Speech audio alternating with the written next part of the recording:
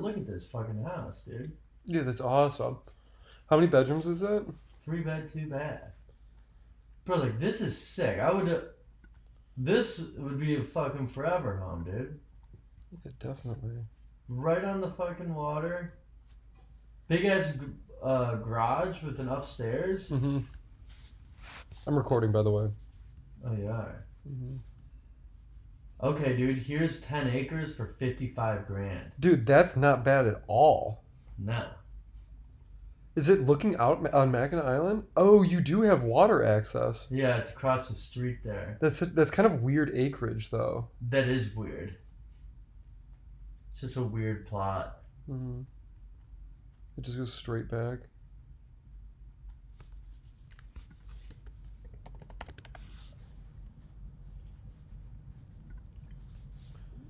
So then, so we do Mackinac.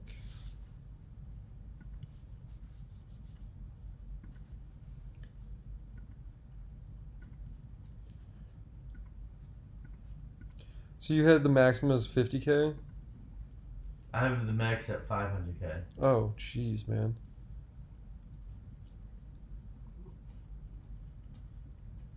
Basement. So lot size, dude. I want 2 acres minimum for 50K. I mean, are you trying to do it on the water though? No, I just want to see what we got going on here.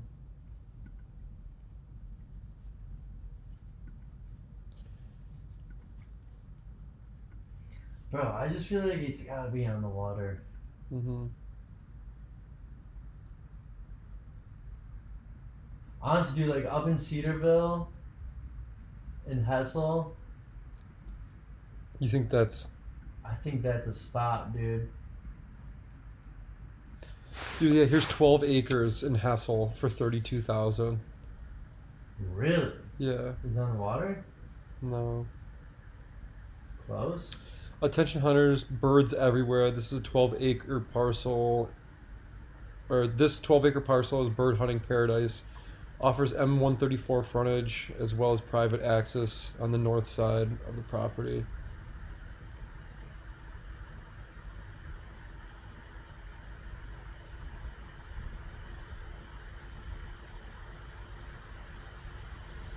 Dude, I wonder if Hessel will like become like a bigger... Yes. 100%. I think so. Mm-hmm. Bro, look at this. Where's that at? This is outside Cedarville. How much is that? 175. Alright, I'm just gonna remove this. We're just gonna look at land.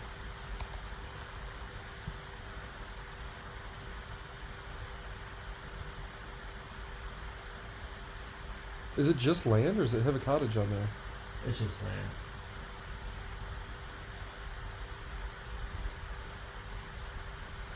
Oh, no way, dude. I guess that, Oh, that one house sold?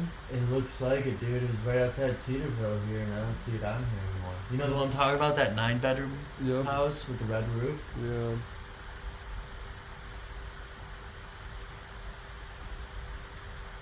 Damn, bro. This house is for 2.3 in In Cedarville?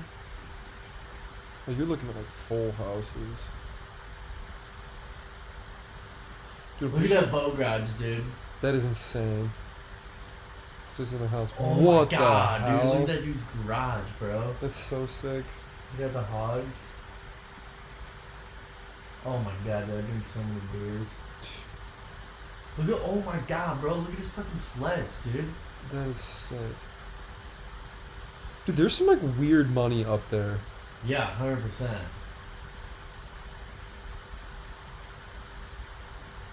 Bro, I don't need that much in life. I just need a fucking house in northern Michigan on the water and a house in the mountains. Mhm. And that's it. Yeah. Like, that's not too, And a too big much. booty Latina. And a big booty Latina, ideally, dude. Like, that's not too much to ask for, I don't think. No. This guy's garage is so sick. Dude, he's got... Are you looking at that same house? Yeah. Bro, Dude, we should go in on this. I mean, what? We each have to show up with, what, 200,000? Dude, what is the mortgage on a $2 million house? Let's see.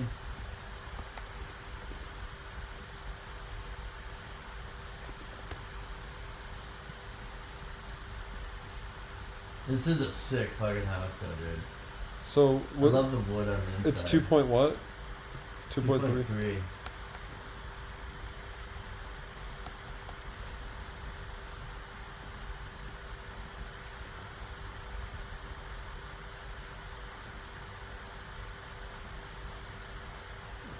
So our loan amount, we would need to show up with 184,000.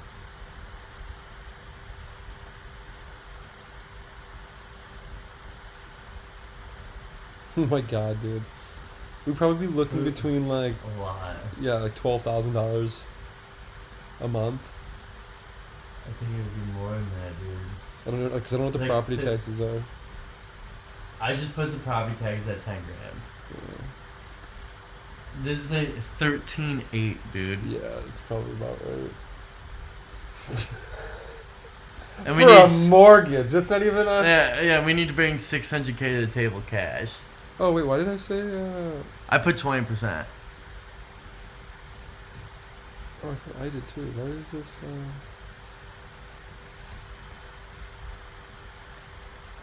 Am I being an idiot?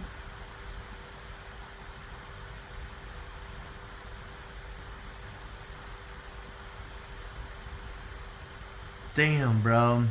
I don't think we're buying that anytime soon. No.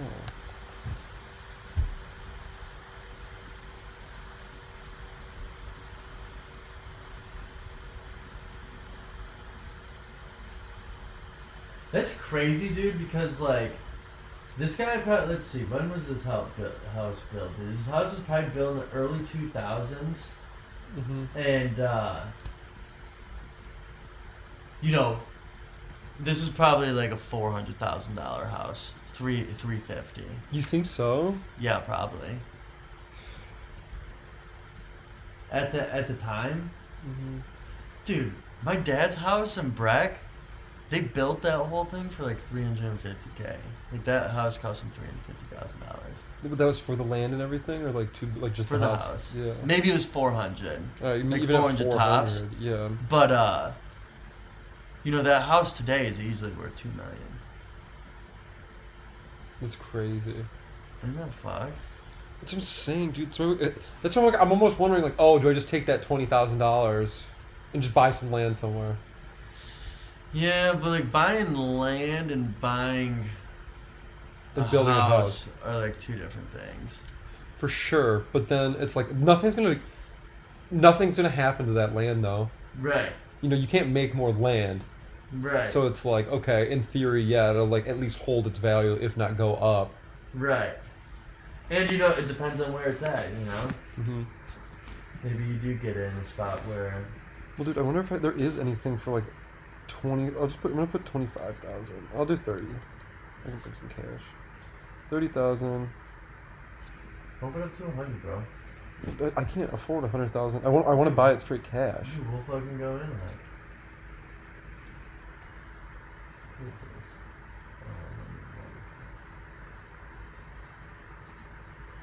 Can you look up waterfront? Oh yeah.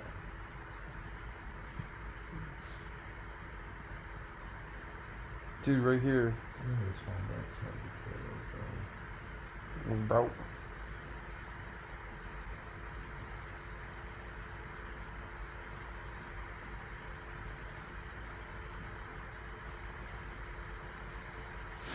Dude, like this in Sheboygan right here.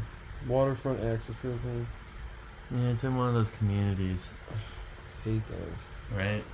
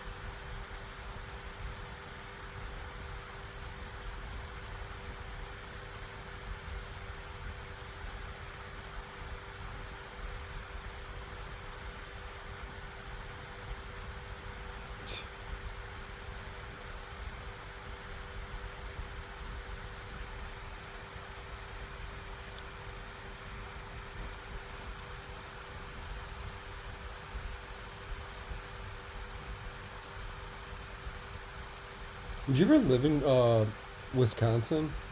Yeah, dude, I would. So I'm excited to go to Wisconsin for Christmas. Fucking Wisconsin's pretty cool, dude. Mm-hmm.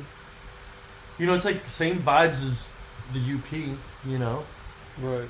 Well, so wait, where are you going? And, like, where is? We're going to we're going to Hudson. It's right by St. Paul.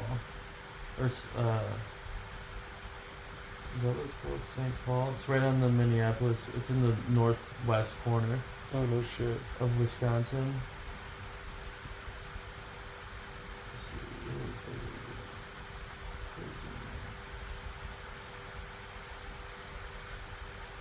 Dude, I forgot Minnesota's even a state. Dude. Oh Is it by Duluth? yeah. No, it's not that. Oh, I guess it's not that far north. It's go to Minneapolis and go to the right a bit Yeah. in Wisconsin. There, Yeah, still it's right, water. basically right there where your house is. Right around there. Interesting. Oh, there's St. Paul.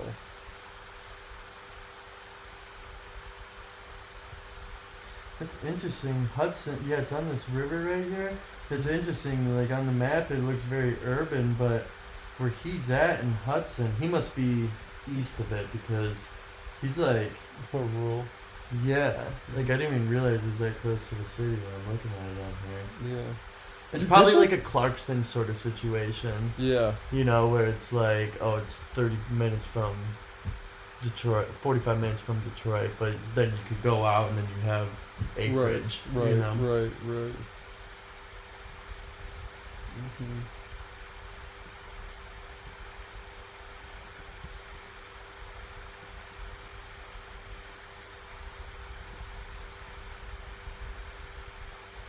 Like, dude, it'd be cool to get something in the UP, It's just so far. but it's just so like, far. And that's where the only place I'd really be really happy with is Hessel or Cedarville because it's like, okay, mm-hmm. you know, that's an extra 45 minutes, you Right. know. Yeah, but dude, in Lance right here, 4 acres, 20 grand.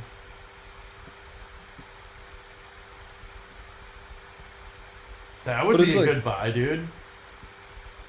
But it's like, when am I gonna go up there? When am I gonna have time to go to Lance? Twice a year, tops. Yeah. Here's 30 acres for 99 grand outside of the lots.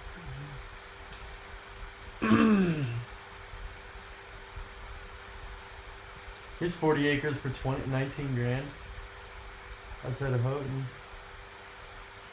Is it just all swamp? Part of it is, at least. 19 grand, dude, for 40 acres is a pretty good deal, dude, no matter where it is. Yeah. Where's 250? I thought this city was Ligma. Like It's my. Laminga. Dude, I actually might call about this right here, dude. 12 acres for 32 in Hessel. Yeah, dude. Offer him 20. I've been here for 80 days. When they You do wanna that mess price cut? 11.5. Dude, offer him how big of a price cut did they do? 12,000. Dude, offer him 20, bro. Dude, I would pay 30 grand. Damn, bro, here's 20 of waterfront property. Is that in Boys Mine? Where is that? Lac La Belle's right there. It's this Oh, other yeah, lake yeah. right here. 25 grand on the water? All right, okay. I'm game with holding out and only getting some waterfront property. Dude, I think it makes all the difference. Obviously, you pay a premium for it, but it's going to appreciate that much more. Mm-hmm. You know, like the rate at which a waterfront property appreciates compared to a property that's not waterfront is just so much higher. Yeah. You know. Well, dude, I also was looking at this property too. Experience the best in northern Michigan on 10 acres that is bordered by state land on 2 sides. That's good. Yeah. How much is that? $25, dude, for 10 acres. That's 10 acres? Yeah. Man, the picture really fucking makes it look small. 10 acres is not that much, dude. Right.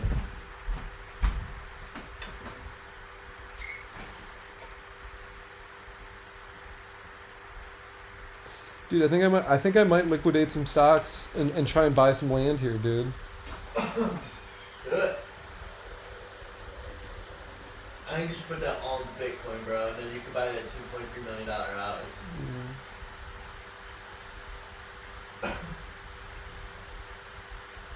All right, Kyle. Here's just for you to think on. One sec.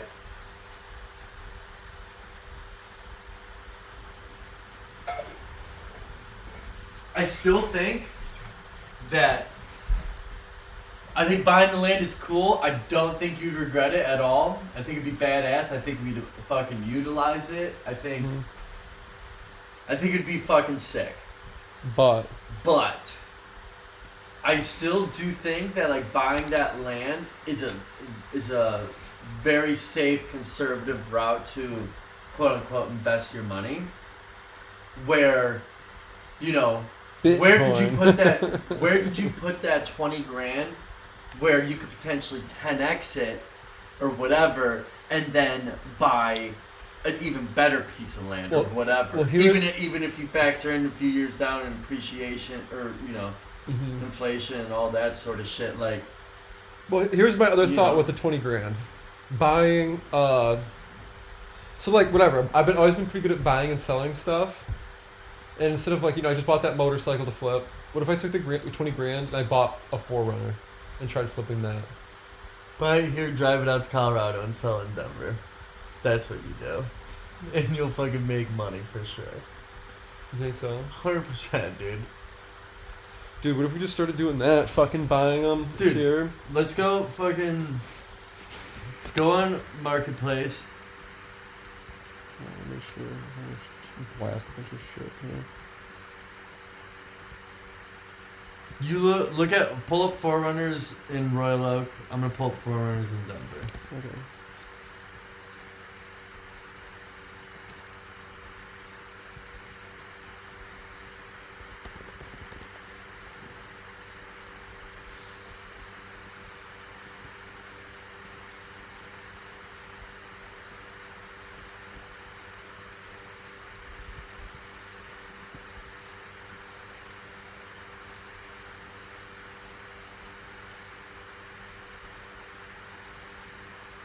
So Wow, just do for a minimum, I'm just gonna do 10 grand.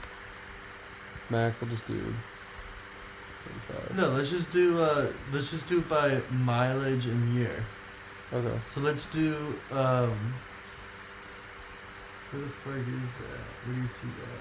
Well, so like I was gonna say, well, you have to go to vehicles. It's kind of the way you search on Facebook Marketplace is really weird. So mileage, minimum miles. Oh, vehicles. Yeah, you gotta click vehicle. I'm just gonna put 100,000. Well, no, I'll put 100,000.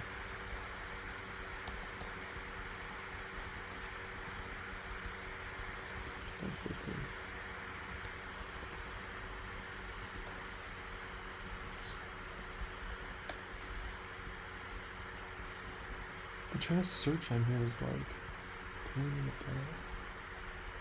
Make Toyota.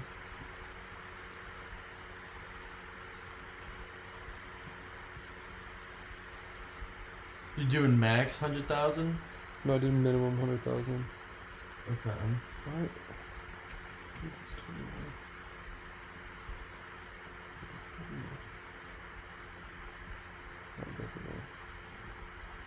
Toyota, Okay. Nano, 4Runner. So let's see if we can find. Here's like a 2012 with 116,000 miles for 22 grand. And that's in Colorado? Yeah, that's actually not that bad. What make it? What trim is it though? Is this like an SR5? It just looks like a regular one. Yeah, Oh, that SR5. thing's actually fucking sick, dude. With the.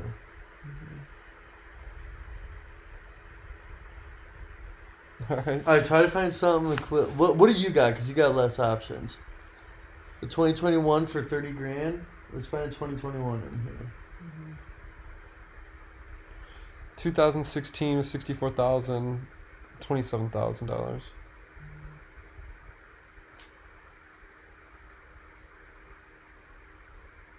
right, let's just go. Is there a year on here? Dude, that's crazy. This is like the TRD Pro, and mine's the off-road. This has 34,000 miles, and the guy wants 50 grand for it. And it's dirty, dude. It's got a bunch of shit in there.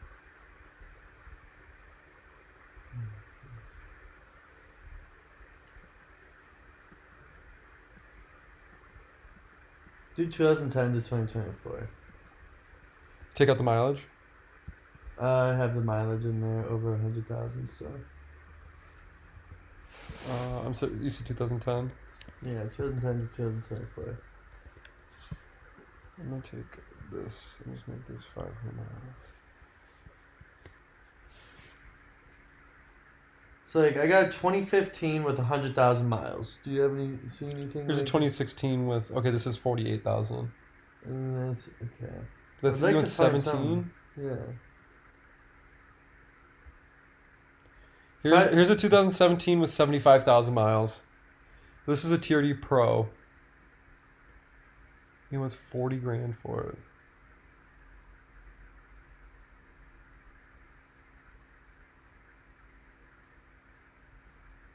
All right, we need to find. Let's just do this. Let's both do. We gotta narrow it down. You know. Mm-hmm. Let's do 2010, 2015. Okay. Let's ideally let's just try to find the same year, same mileage. Mm-hmm.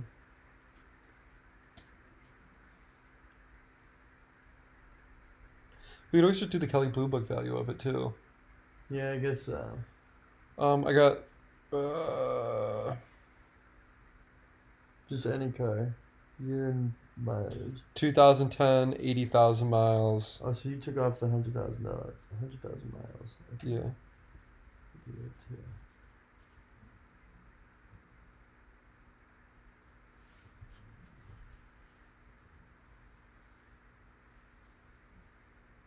What do you got? We got 2010, 80K, 2015, 78K, 2010, 18K. Wow. Okay, that 2015 with 78,000 miles. How much is that going for? 23 or 24. Oh man, it's going for 28 here.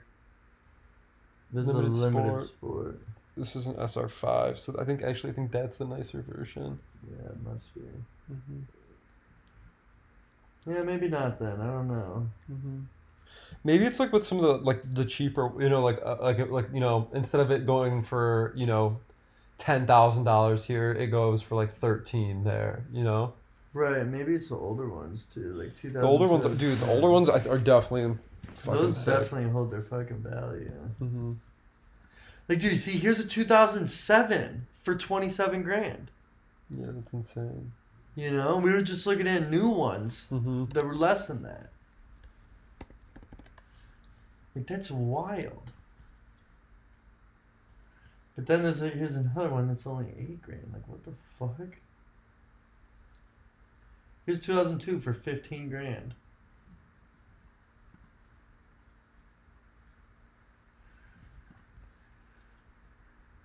I think you should day trade that 20 grand, bro. Yeah, right. Toyota.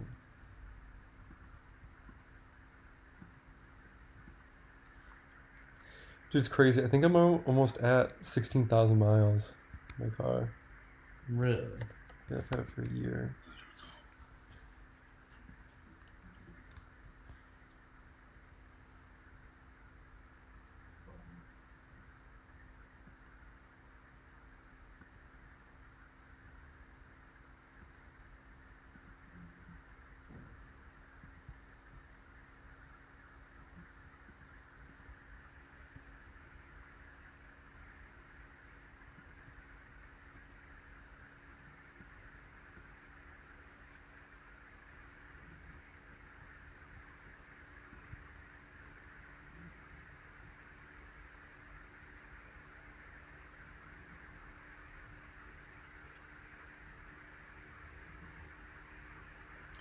So it's saying my car here is 41K.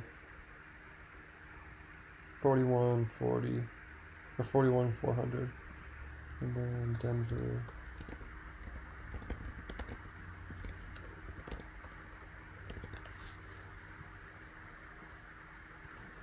$814.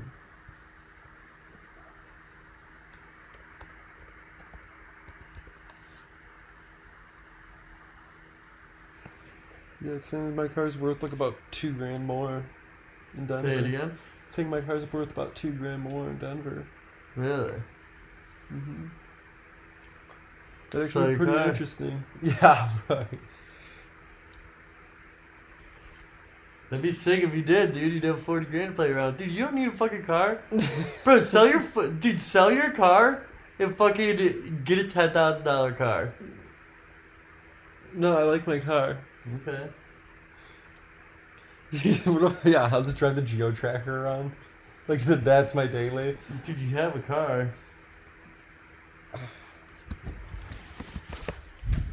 Text. Back out.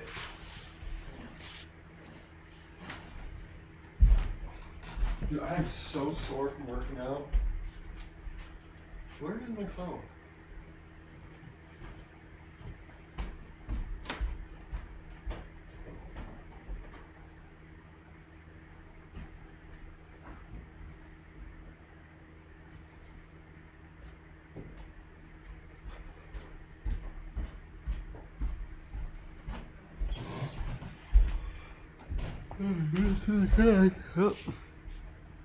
Alright, where I left it. Alright. What's the name of that stock guy we were watching this morning? Felix and Friends.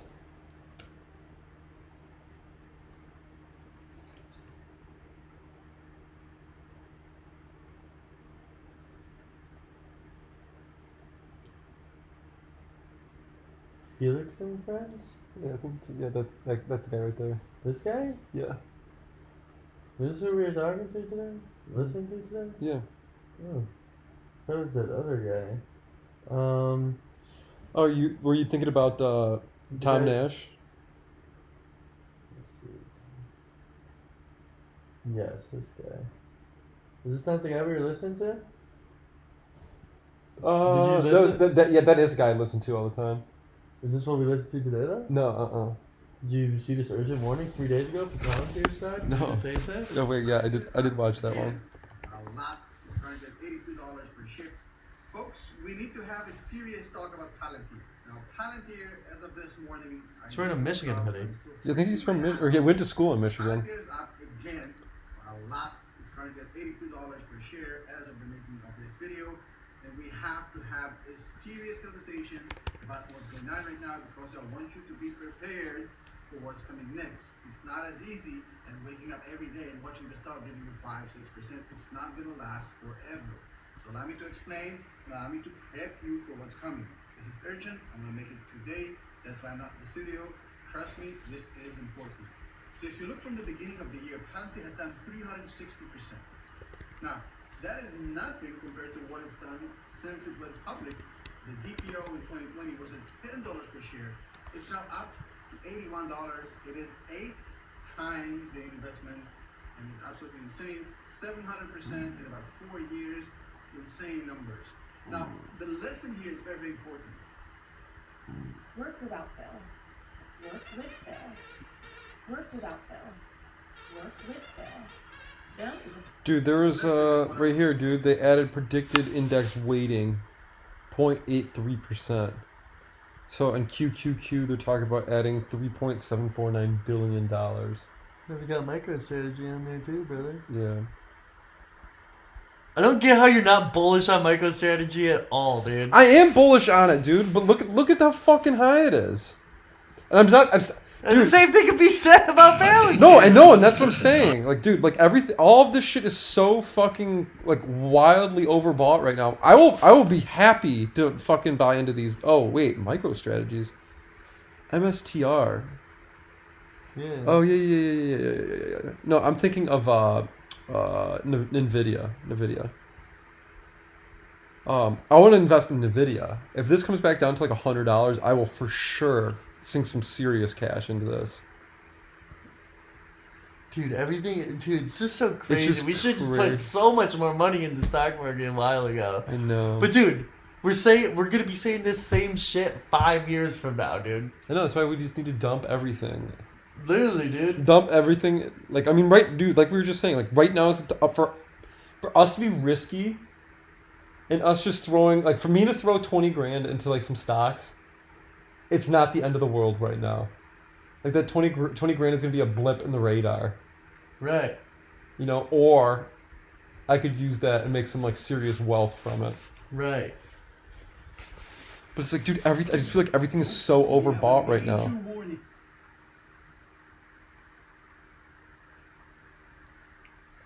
I want to watch a video that tells you like what to look for in stocks Dude, to find a winner. go to ChatGPT. Pick me a winning stock.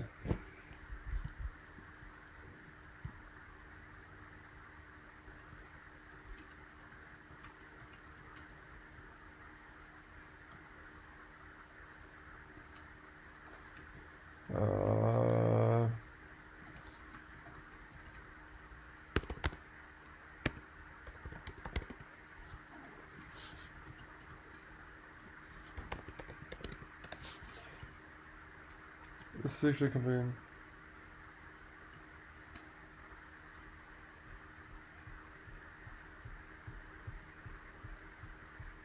There are a few promising stocks that analysts believe could deliver strong returns in 2025 based on their growth. Pfizer, IM Gold, AppLovin.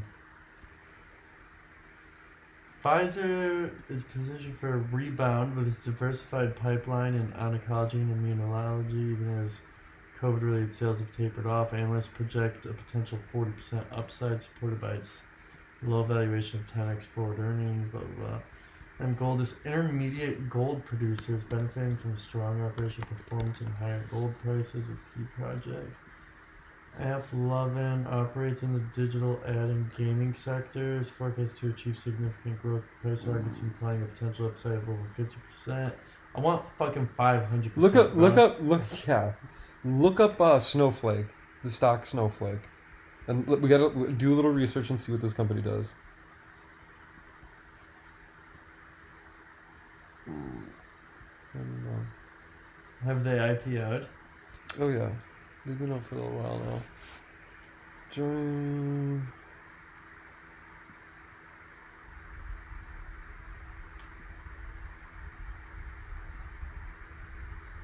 Their Schwab equity rating is F. What is that? I don't know. I'm guessing that's not good. It doesn't look good. A 2 on Morningstar. CFRA, I don't know what that is. That Argus says hold, market edge. It's a long-term game. Refinitiv says buy. I don't know what any of those other ones are.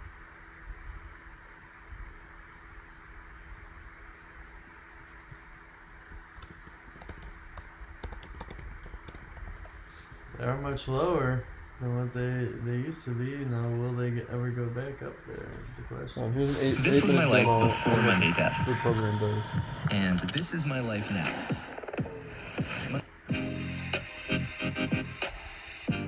Clouds. We believe that you should have one platform where you can store all of your data, regardless of its structure, where you can provide managed, secure access to it, and leverage the unlimited scale of the cloud. Finally, we believe you should be able to do all of this without having to manage infrastructure, so that you are only focused on getting value out of your data. On top of the technological benefits that Snowflake provides, the idea of the data cloud is really the idea that value in Snowflake comes from the content that you get access to as a Snowflake customer. Because data sharing is so easy in Snowflake, you can not only monetize your data through the data marketplace, but you can bring in external data to enrich your internal data sets without having to manage FTPs or go to cloud buckets. You can get all of this data live from the providers with minimal management. In this demo today, I'm going to give you a brief tour of the UI. I'll show you how to load data into Snowflake. We'll talk about scaling compute warehouses. We'll also briefly touch on semi-structured data and how you can query that in Snowflake. We'll talk about our data marketplace and overall data sharing features. And we'll briefly touch on creating visualizations and dashboards in the Snowflake UI. The data we'll be dealing with today is Citi Bike data. Citi Bike is a bike sharing service. We're going to be focused on data in New York City. And the data we'll be dealing with is about trips and stations. We're also going to bring in some of our own weather data to augment these data sets. In the Snowflake UI, you can see that I'm signed in with a DBA Citi Bike role. I'll go through these tabs here. The first is the worksheets tab, and we'll get into what a worksheet is a little bit in a second. We've got dashboards, which we'll also talk about later. Under the data tab, you can see your databases, and you can drill into these further to see schemas, tables, views, etc. This is also where you'll get access to the data marketplace. The compute tab is where you're going to manage your warehouses. So in Snowflake, we separate storage and compute. Compute is what's actually doing the work on your data, whether it's loading it or transforming it or querying it. When you create a warehouse, you'll give it a name, and you're going to choose the size. An extra small is a one node cluster, and you'll see that with each step up, the number of resources doubles. Snowflake charges per second. So if you have an extra small running for 1 hour, you'll see that it consumes 1 credit. We also have multi-cluster warehouse. In this situation, Snowflake will start off with 1 extra large warehouse. As users sign into the system and start using this warehouse, we don't want there to be resource contention and the degradation of performance for those users. With multi-cluster warehouse, Snowflake will automatically spin up an identical extra large cluster and balance the queries between the two. It can do this up until 10 clusters so that end users see no degradation of performance regardless of how many users are accessing that warehouse at the same time. And just as Snowflake automatically scales out, it will scale back in when those resources are no longer needed so that you aren't paying for them unless they are being used. Let's get into the demo. We're going to start off by loading some trips data. So I've set up a stage where I've staged 232 CSV files. We'll see that this data as a whole represents about 2.2 gigabytes of compressed storage.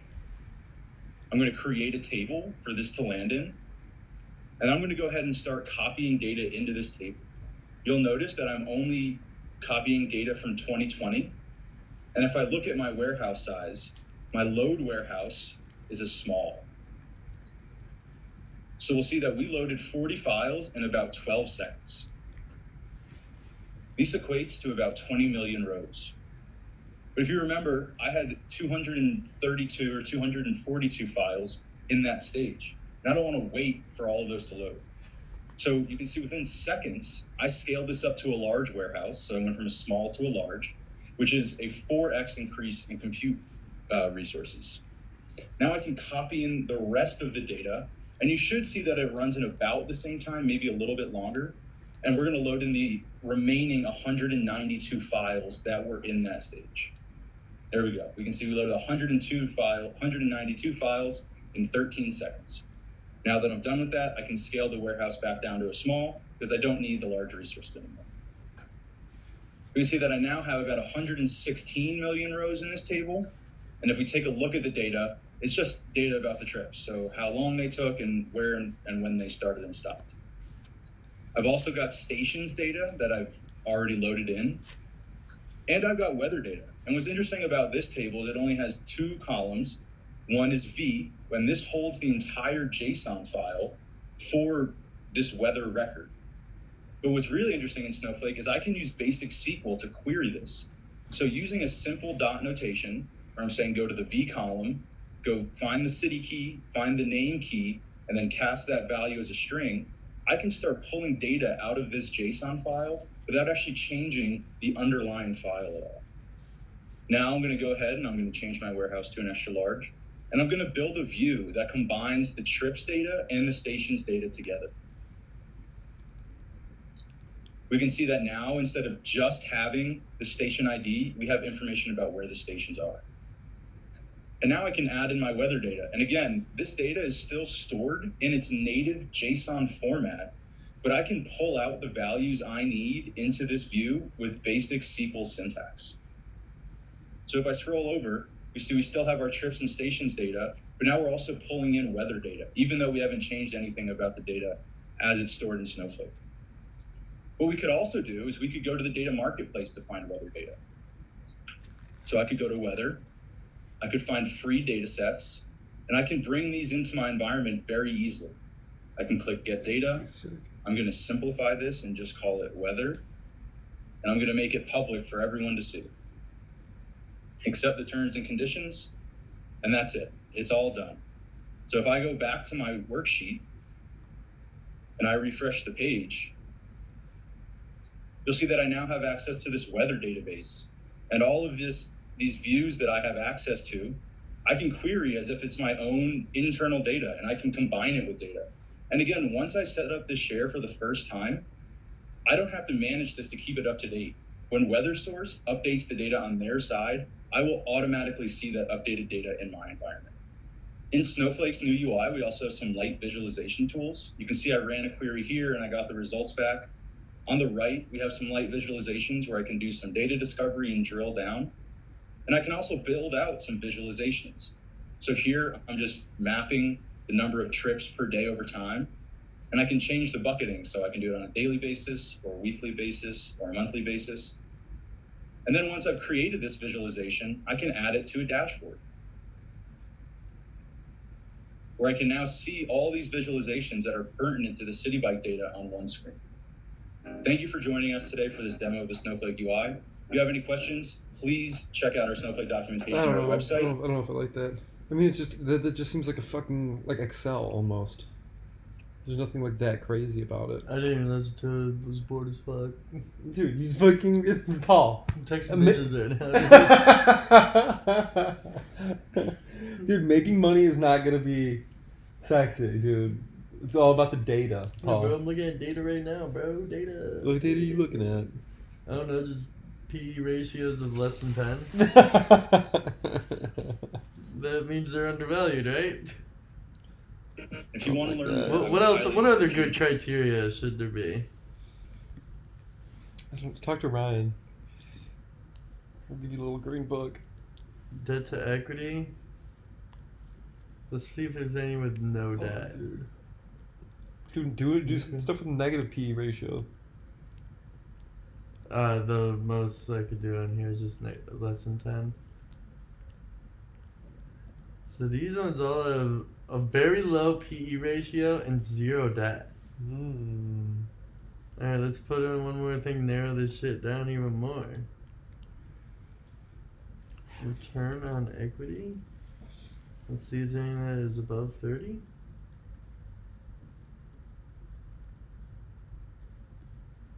That is net profit margin. Let's say it's above 30. Here's 57. No. Danny, no. Don't you do it. Look at me. Holy shit, dude. This one has a net profit margin of 1900%. Alex Industries? And it's 24 cents, bro? Oil, gas, and consumable fuels? No, they don't have charts though, dude. What is it?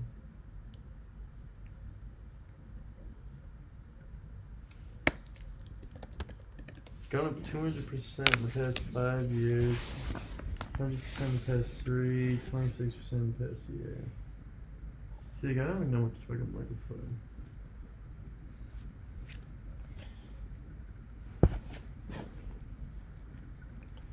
Benny, no, you're driving me nuts. Dude, look up the company CrowdStrike. One sec.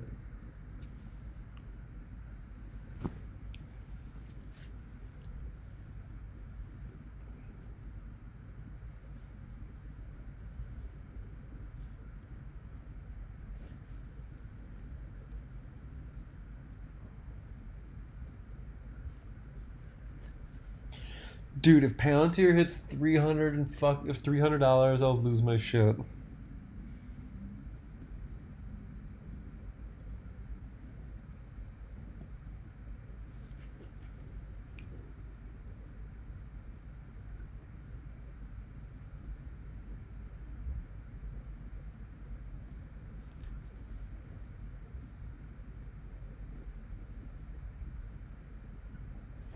What's this company you want me to look at? CrowdStrike. Forgot about them.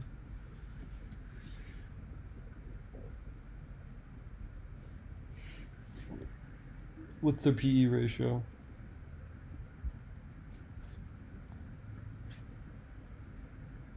$721, dude.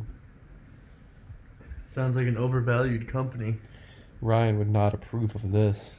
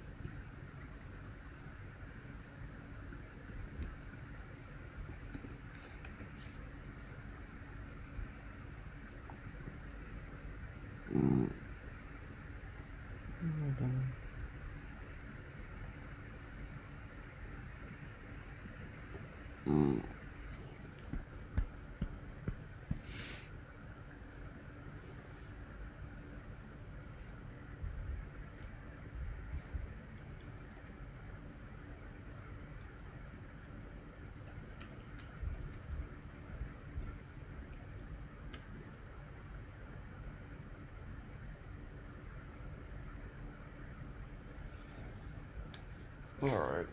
I think I'm gonna go to bed. Continue this tomorrow.